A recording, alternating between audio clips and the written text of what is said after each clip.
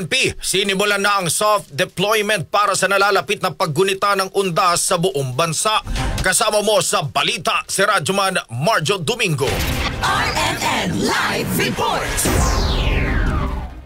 Mga kasama, sinimulan na ng Philippine National Police ang soft deployment ng mga police personnel sa buong bansa, kasabay ng paghahanda sa pagdagsa ng mga babiyahe para magbakasyon at sa mga pupunta sa mga sementeryo.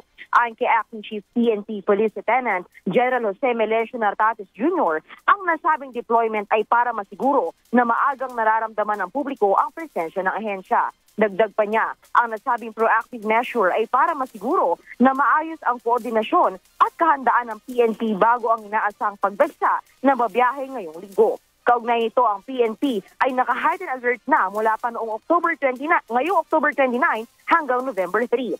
Sa ngayon, nasa kabuang 50,253 na mga PNP personnel ang na-deploy sa mga sementeryo, columbario, bus station, pantalan at sa iba pang mga lugar.